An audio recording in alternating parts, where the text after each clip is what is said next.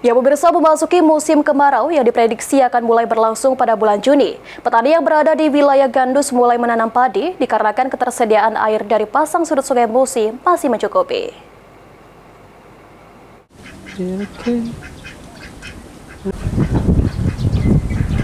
Memasuki musim kemarau, petani di Kota Palembang mulai melakukan penanaman padi, salah satunya di Kecamatan Gandus, tepatnya di Kelurahan Karangjaya.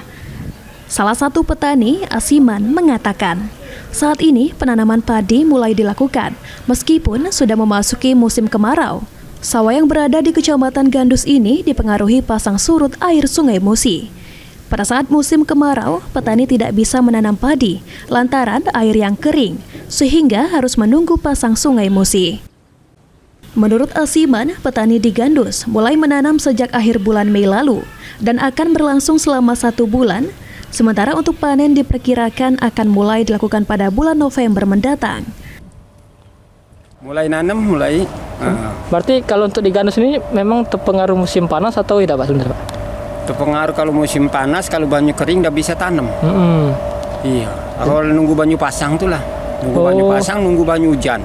Tapi memang kalau musim panas ini kita termasuk susah, tidak bisa menanam, Pak, ya? Nggak bisa nanam. Kalau banyu kering, Dan banyu bisa kering. nanam. Kalau banyu pasangnya kecil bisa nanam.